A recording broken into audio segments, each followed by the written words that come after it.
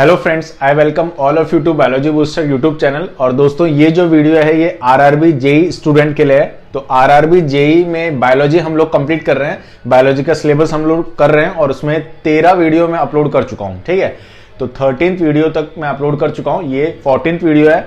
और पिछले वीडियो में हमने डाइजेस्टिव सिस्टम की शुरुआत कर दी थी, इस वीडियो में इसमें को कंटिन्यू करते हैं। ठीक है, तो 14th वीडियो है आरआरबी जेई स्टूडेंट के लिए। देखिए, अब पिछले वीडियो में मैंने आपको बताया था कि डाइजेस्टिव सिस्टम में जो कॉम्पिटिटिव एग्जाम की अगर मैं बात करूं तो जो मेन क्वेश्चंस बनते हैं वो 3 तरीके से बन सकते हैं, 3 टाइप के क्वेश्चन बन सकते हैं। या तो क्वेश्चन बन सकता है एंजाइम पे, कहां पे कौन सा एंजाइम इन्वॉल्व है ये आपको याद होना चाहिए, फंक्शन पता होना चाहिए। या फिर क्वेश्चन बन सकता है लेंथ पे, इस ट्यूब की लेंथ कहां पे कितनी होती है ये आपको पता होना चाहिए। या फिर क्वेश्चन बनता है पीएच वैल्यू पे, पीएच वैल्यू किस केमिकल की, किस जूस की कितनी है ये आपको पीएच वैल्यू एग्जैक्ट याद होना चाहिए। ठीक है, तो ये सारी बातें डिस्कस करेंगे, लेकिन एक बार इस पूरे सिस्टम को एक स्टोरी की तरह हम पढ़ते हैं, कहानी की तरह पढ़ते हैं कि कैसे फूड अंदर गया, क्या क्या प्रोसेस हुआ। ठीक है, तो चलिए दोस्तों शुरू करते हैं। देखिए, सबसे पहले कहानी जो है वो शुरू होती है माउथ से। ठीक है, नाक की बात नहीं करूंगा यहां पे, नाक की बात इसलिए नहीं करूंगा क्योंकि नोज को मैं आपको डिटेल में बताऊंगा रेस्पिरेटरी सिस्टम में। ठीक है, तो नोज को भूल जाएं क्योंकि कनेक्टेड इसलिए बनाना जरूरी था, तो नोज को भी आप भूल जाएं। नोज को नॉस्ट्रिल भी कहा जाता है। माउथ की बात करते हैं। माउथ का नाम होता है मुख, इसको हिंदी में कहते हैं, इसको बक्कल कैविटी भी कहा जा सकता है। बक्कल कैविटी, देखो माउथ से, मुंह से हम क्या करते हैं, बकते हैं, तो जो बकने वाला ऑर्गन है वो क्या है, माउथ है। ठीक है, ऐसे भी आप याद कर सकते हैं, आप अपने तरीके बना सकते हैं, जैसे भी आप याद करें, याद जरूर करें। तो माउथ क्या होता है, बक्कल कैविटी। माउथ इंपॉर्टेंट क्यों है, देखो माउथ में क्या रहता है दोस्तों, फूड रहता है। ये मान लीजिए ये फूड है, ये माउथ में क्या है, फूड है। ठीक है, अब अगर मैं आपसे पूछूं कि माउथ इंपॉर्टेंट क्यों है, माउथ इंपॉर्टेंट क्यों है बायोलॉजिकल पॉइंट ऑफ व्यू से अगर आप बताएं तो माउथ इंपॉर्टेंट है सर क्योंकि हम बोलने में काम में आते हैं, सारी बातें सही है, पर बायोलॉजी के हिसाब से अगर बात करें तो माउथ में 3 इंपॉर्टेंट चीजें पाई जाती हैं, इसलिए इंपॉर्टेंट है। सबसे पहली चीज माउथ में क्या पाया जाता है, टीथ, दांत है आपके। दूसरी इंपॉर्टेंट चीज माउथ में क्या पाया जाता है, टंग, जीभ है आपकी। और तीसरी और आखिरी इंपॉर्टेंट चीज जो माउथ में पाई जाती है वो होता है सलाइवा। सलाइवा मतलब लार, जो लार आपके माउथ में आती रहती है फूड के टाइम पे, वैसे भी लार आती रहती है, वो इंपॉर्टेंट है। ठीक है, तो 3 इंपॉर्टेंट चीजें हैं माउथ में जो माउथ को इंपॉर्टेंट बनाती है। सबसे पहले है टीथ, तो टीथ से शुरू करते हैं। ठीक है, देखिए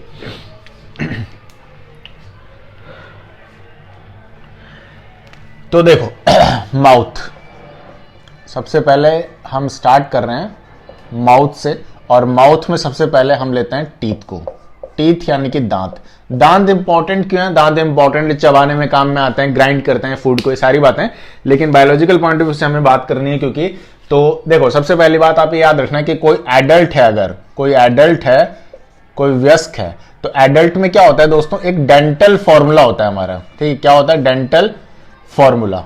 जैसे मैथ्स में फॉर्मूला होता है ना, वैसे बायोलॉजी के भी क्या होते हैं दोस्तों, कुछ फॉर्मूला होते हैं। तो एडल्ट का डेंटल फॉर्मूला जो होता है वो होता है 2123, ये हमारा डेंटल फॉर्मूला। 2123 क्या है हमारा डेंटल फॉर्मूला है। अब ये 2123 क्या है, ये 2123 कुछ नहीं है, हमारे दांतों का सेट है। ठीक है, इस तरीके से हमारे दांत जो हैं अरेंज हैं सॉकेट्स में। ठीक है, देखो 2 का क्या मतलब है, 2 दांत आगे के जो होते हैं वो बिल्कुल एक जैसे होते हैं और उनको क्या कहते हैं, इंसिसर्स। इंसिसर्स ये होते हैं आगे के 2 दांत जो क्या करते हैं, ऐसे ये आगे रहते हैं ना, ऐसे मतलब किसी चीज को होल्ड करने में काम में आते हैं, पीसते नहीं है, खाने को चबाने वबाने में ज्यादा काम नहीं आते।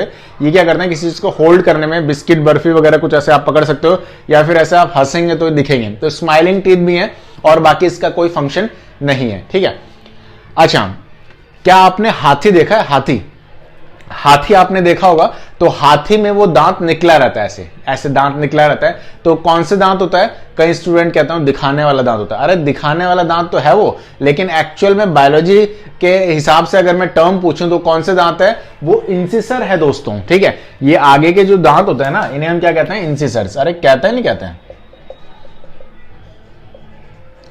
तो ये इंसिसर 2 होते हैं, तो वो इंसिसर ही है। तो जो एलिफेंट में जो दांत निकला हुआ है ऐसा, वो कौन सा दांत है, इंसिसर है। याद रखना इस बात को। इसके बाद एक दांत होता है हमें यहाँ पे, बहुत शार्प होता है, बहुत शार्प होता है ऐसे। ठीक है, इसके ये शेर वगैरह में और चुड़ैलों में ऐसे ज्यादा विकसित रहता है, हम में इतनी रिक्वायरमेंट इतनी हम में कम है। ठीक है, क्लियर है बात। इसका नाम क्या होता है, कैनाइन। इस दांत का क्या नाम है दोस्तों, कैनाइन। क्या आप मेरी बातों को समझ पा रहे हैं, अरे बताएं, अगर समझ पा रहे हैं तो कमेंट बॉक्स में जरूर बताएं। कैनाइन। इसके बाद 2 दांत यहां पे आते हैं, यहां पे ये खाने को चबाने में काम में आते हैं। इनको हम कहते हैं मोलर। क्या कहते हैं दोस्तों? मोलर। ठीक है, और 3 दांत आखिरी में होते हैं, इनको हम कहते हैं प्री मोलर। क्या कहते हैं इनको? Pre molar. हिंदी में कुछ किन्वक चंडवक इस तरीके से इनका नाम रहता है, हिंदी में आप अपने हिसाब से देख लीजिएगा, मुझे हिंदी में एग्जैक्ट याद नहीं है। ठीक है, तो ये इस तरीके से आपके सेट है दांतों का, इंसिसर्स, कैनाइन, प्रीमोलर, सॉरी ये प्रीमोलर पहले आएगा दोस्तों, ये है प्रीमोलर और ये रहता है मोलर। ये लास्ट वाले जो दांत है ना, इनको हम क्या कहते हैं? मोलर कहते हैं। ठीक है, क्लियर ये बात। अब ये जो 3 दांत है ना लास्ट में, जो मेनली खाने को चबाते हैं 3 ही है, लास्ट के जो दांत होते हैं ये और प्लस प्रीमोलर मिलके। ठीक है, अब इन 3 दांतों में से एक दांत आपका आता है बाद में, एक दांत हमारे लाइफ में बाद में आता है, पहले 2 ही रहते हैं। ठीक है, और इस एक दांत को हम क्या कहते हैं? Wisdom teeth. विजडम टीथ मतलब अक्कल दांत। कहते हैं जब अक्कल आती है तो दांत आ जाता है। क्या आप सभी में दांत आ चुका है? अरे बताएं, अगर आप में दांत नहीं आया है दोस्तों तो मतलब अभी अकल नहीं आई है। ठीक है, कहते हैं 16 से 25 साल की अवस्था में दांत अमूमन आ जाता है। ठीक है, वैसे इसका अक्ल से कोई लेना देना नहीं है, मैं मजाक कर रहा था, लेकिन ऐसा लोग कहते हैं कि ये आ गया मतलब मैच्योरिटी आ गई है, अक्ल आ गई है। ठीक है, क्लियर है बात। अच्छा, ये काफी पीछे रहता है, ये जो एक दांत होता है ये काफी पीछे रहता है, उसका चबाने में भी कोई रोल नहीं है। तो ये वेस्टिजियल ऑर्गन है, जैसे अपेंडिक्स हमें वेस्टिजियल ऑर्गन है, जैसे बाल वाल सब वेस्टिजियल है, इनका कोई यूज नहीं है बायोलॉजिकल पॉइंट ऑफ से बात करें तो। वैसे ये भी वेस्टिजियल है, एक टाइम बाद ये विलुप्त हो जाएगा, एक टाइम बाद मतलब करोड़ों साल लगेंगे, 1-2 साल में विलुप्त नहीं होगा। ठीक है, क्लियर है ये चीज। तो 21-23 क्या है हमारा डेंटल फॉर्मूला, दांतों का नाम आप याद रखिएगा। अब देखो, अब ये तो हुई हमारी बात। अब मान लो मैं चाइल्ड की बात करूं, चाइल्ड है, छोटा बच्चा है। ठीक है, इसमें क्या है? इसका भी डेंटल फॉर्मूला होता है, और इसका जो डेंटल फॉर्मूला होता है, इसका जो डेंटल फॉर्मूला होता है वो क्या होता है? 2102 2102। ठीक है, मतलब इनमें प्रीमोलर नहीं होता है, प्रीमोलर एक ही बार आता है लाइफ में। ठीक है, क्लियर है बात। छोटे बच्चों में प्रीमोलर नहीं होता है, तो कितने दांत हो गए? 2, 2, 4 और 1, 5। ठीक है, तो 5। देखो इसको याद रखना, ये मैंने क्या बताया आपको, दांतों का सेट है, तो इसको काउंट करो आप, 3, 2, 5, 6 और 2, 8। तो 8 दांत है ना, ये एक तरफ के हुए, 8 दांत इस साइड, फिर 8 दांत इस साइड भी होंगे, फिर 8 दांत नीचे के इस साइड, फिर 8 दांत नीचे इस साइड। ठीक है, तो कैसे लिख सकता हूं उसको मैं? 8 + 8, नीचे भी यही 8 + 8, तो कितना हुआ दोस्तों? ये हुआ 8 और 8 16। 16/16 कितना होता है? आप कहेंगे 1 होता है मैथ्स में, बायोलॉजी में होता है 32। ठीक है, मैथ्स और बायो वालों की कभी नहीं बनती। ठीक है, क्लियर है बात। हाँ, मजाक कर रहा हूं। 16/16 कितना हो गया? 32 हो गया बायो में, ये आप याद रखिएगा। तो यहां पे अगर इस चीज को मैं लिखूंगा तो कितना होगा? 5 + 5, नीचे 5 + 5 कितना हो गया? 10/10, यानी कि कितने दांत हो गए? 20। तो 20 दांत बेहद सॉफ्ट होते हैं छोटे बच्चे में, और ये टूट जाते हैं। ठीक है, ये बहुत सॉफ्ट होते हैं, मिल्क टीथ होते हैं ये, इन्हें क्या कहा जाता है? मिल्क टीथ, दूध के दांत। और फिर ये हल्का से वैसे बच्चे गिर जाते हैं तो इनके दांत टूट जाते हैं, और फिर ये इसको जेब में रख के ले आते हैं, छत पे फेंक देते हैं, घास में उगाते हैं, कहते हैं इससे जल्दी उगता है। आपने भी ऐसे काम किए होंगे। ठीक है, हाँ, ज्यादातर बच्चों ने किए होंगे, मैंने भी किए थे। ठीक है, आप लोगों ने भी किए होंगे। हम लोगों का जो मतलब बचपन है वो थोड़ा अलग रहा अभी के जो बच्चे होते हैं उनकी तुलना में। ठीक है, आजकल के बच्चे तो बहुत टेक्निकल, बहुत अच्छे होते हैं, और मतलब ये यूट्यूब वगैरह बहुत सारी चीजें मोबाइल वगैरह में चला लेते हैं। हम लोग ऐसे नहीं थे, हम लोगों के तो गेम ही अलग हुआ करते थे। ठीक है, ऐसे टायर चलाते थे हम, टायर। ठीक है, और कॉलोनी में जिसके पास सब मतलब टायर चलाते थे साइकिल वाला, और जिसके पास ऐसे स्कूटर का या ऐसे बाइक का टायर होता था, बहुत अमीर लड़का होता था। ठीक है, तो उससे हम रिक्वेस्ट, जैसे अभी कार के लिए रिक्वेस्ट नहीं करते, एक बार तुम्हारी कार चलाने दो कैसी है। ठीक है, वैसे तब टायर के लिए रिक्वेस्ट क्या करते। तो हम बेहतरीन है, हम बेहतरीन इसलिए क्योंकि हमारा बचपन जो है एक विशेष प्रकार का बचपन रहा है। ठीक है, हम आउटडोर गेम ज्यादा खेलते थे दोस्तों।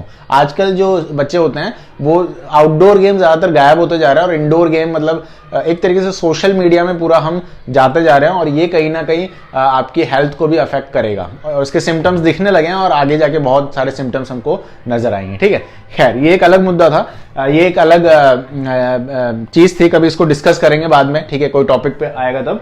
फिलहाल आप ये याद रखें कि 20 दांत होते हैं छोटे बच्चे में, ये बहुत सॉफ्ट होते हैं, मिल्क टीथ होते हैं। हम में 2 बार दांत आते हैं, इसलिए हमको कहा जाता है डायहाइफोडोंट। हमको मतलब हमारी प्रजाति को। ठीक है, डायहाइफोडोंट। ठीक है, हम में 2 बार दांत आते हैं, इसलिए हम क्या है? डायहाइफोडोंट।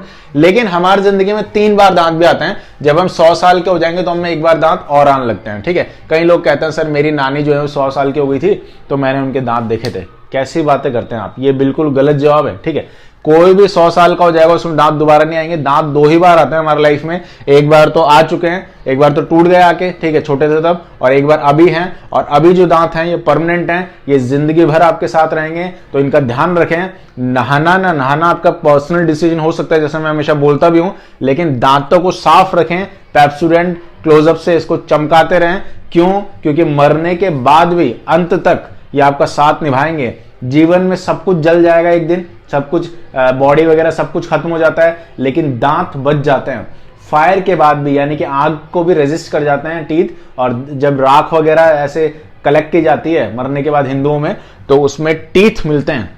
क्लियर है बात? दांत जरूर मिलेंगे और चमकते हुए मिलेंगे अगर थे तो इसीलिए उसको चमकाते रहें और खुश रहें। ठीक है, क्लियर है बात? हाँ, तो ये समझ में आ गया होगा आपको। अब टीथ के बाद दूसरी इंपॉर्टेंट चीज क्या है दोस्तों दांत माउथ में? वो है टंग, जीभ। तो मैं अब आपको जीभ के बारे में बताता हूं। देखिए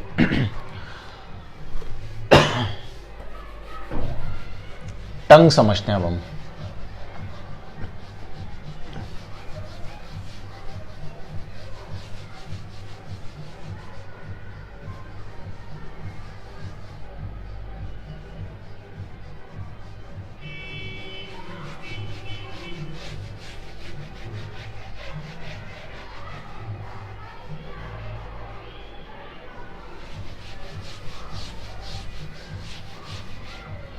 देखो, अरे इधर देखो सभी। तो सेकंड है अपना टंग।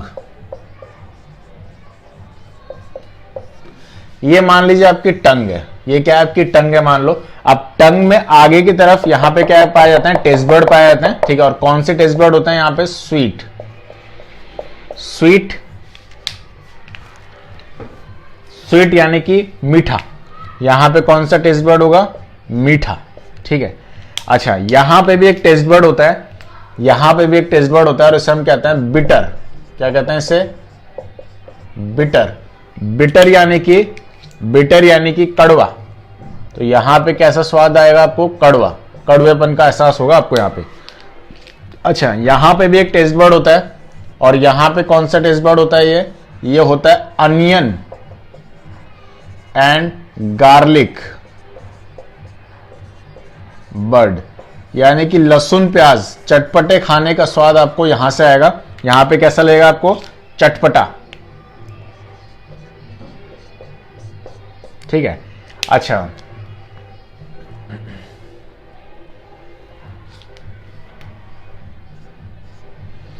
यहां पे भी एक टेस्ट बर्ड होता है इस तरीके से दोस्तों। ये एक टेस्ट बर्ड है ऐसे, और ये जो टेस्ट बर्ड होता है, ये कौन सा टेस्ट बर्ड होता है? ये होता है सोर। सोर यानी खट्टा। यहां पे आपको कैसा लगेगा? खट्टा। यहां पे भी एक टेस्ट बर्ड होता है इस तरीके से,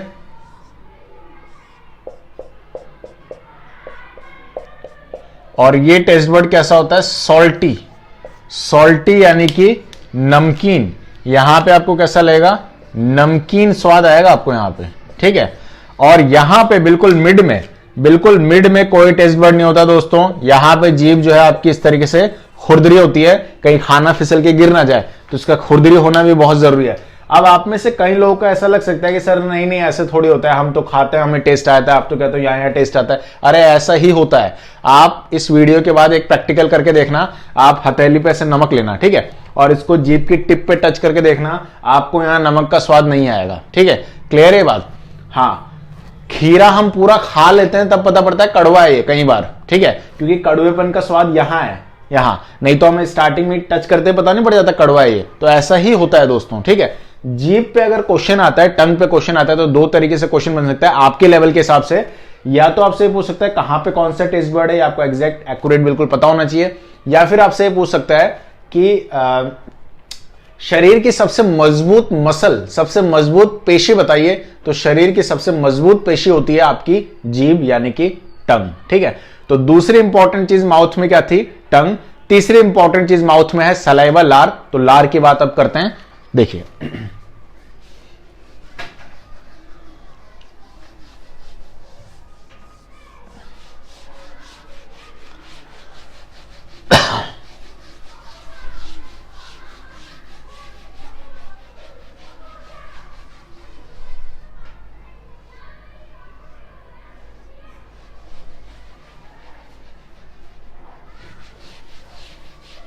अच्छा देखिए,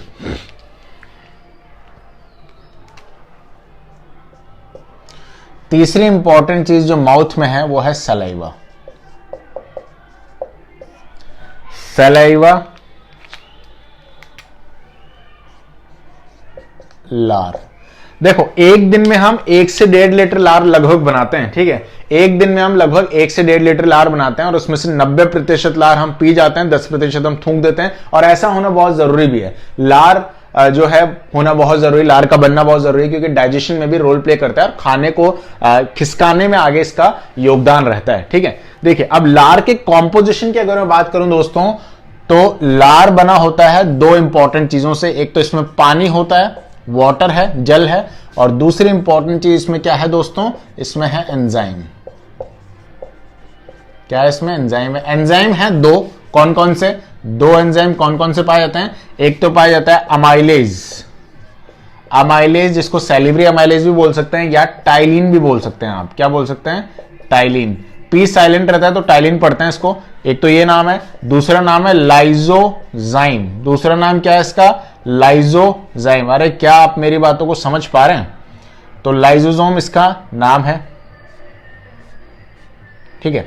देखो अब आपको कॉम्पोजिशन बता रहा हूं तो आपको एक्यूरेट परसेंट पता होना चाहिए कितना होता है ये। सलाइवा में पानी जो होता है वो होता है 99%, पूरा पानी है लगभग, ठीक है।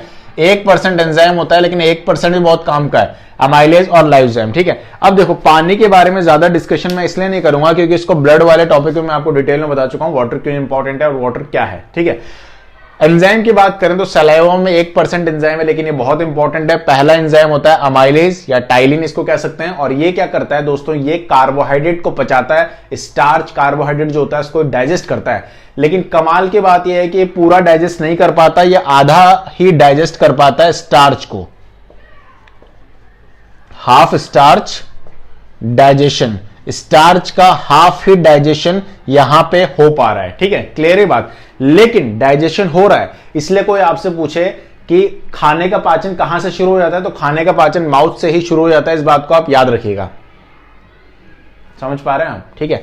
अच्छा अब लाइसोजाइम की बात करूं तो लाइसोजाइम क्या करता है, जर्म्स को किल करता है। जो भी जर्म्स रहते हैं ना, कीटाणु, डस्ट वगैरह जो भी रहते हैं आपके फूड में, जैसे छोटे बच्चे रहते हैं तो एप्पल खाया उन्होंने, ऐसे बिना धोए एप्पल खा जाते हैं, कई बार वो छोटे रहते हैं पता नहीं रहता, तो गंदगी तो चलेगी माउथ में, तो क्या वो मर जाते हैं, नहीं मरते। क्यों, क्योंकि जो भी जर्म्स वगैरह रहते हैं ना, उनको छोटे मोटे जर्म्स वगैरह को किल कर देता है ये लाइसोजाइम, ये टैकल कर लेता है उन्हें, ठीक है। तो इसका काम क्या है, जर्म्स को किल करना। अब ये सिर्फ सलाइवा में ही नहीं है, ये आपके स्वेट में भी रहता है, आपके टीयर्स में भी रहता है। इसलिए आपने देखा होगा आंखों में ऐसे धूल मिट्टी कण चल जाते हैं तो आंसू आ जाते हैं, अरे आते हैं नहीं आते हैं। तो इसीलिए कभी कभी रोना आपकी आंखों के लिए ठीक है, ठीक है। सभी बॉयज इस वीडियो को देखने के बाद एक बार रोएं।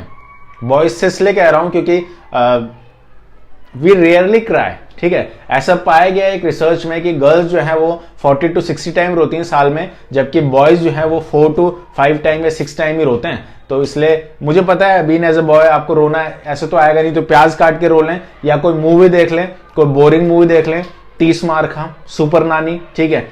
और ऐसे ही किसी मजबूत फ्रेंड को साथ लेके जाएं पिक्चर हॉल में और महंगा टिकट खरीदें बॉक्स का 2,500-3 हजार का, और पूरी मूवी को झेलें।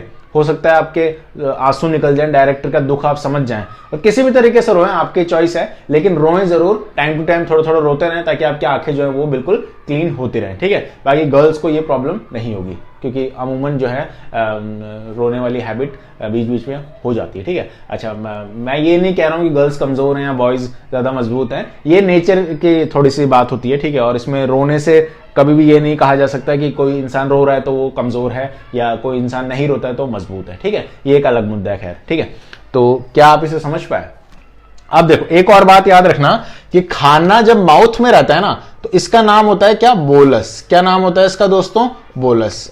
जब तक फूड माउथ में होता है इसको बोलस कहा जाता है। और माउथ में 3 इंपॉर्टेंट चीजें होती हैं, टीथ, टंग और सलाइवा। इन तीनों को ही हम डिटेल में समझ चुके हैं, ठीक है। तो इसके आगे खाना आगे जाएगा और क्या क्या प्रोसेस होंगे ये मैं आपको बताऊंगा अगले वीडियो में, ठीक है। Thank you for watching this video, love you all.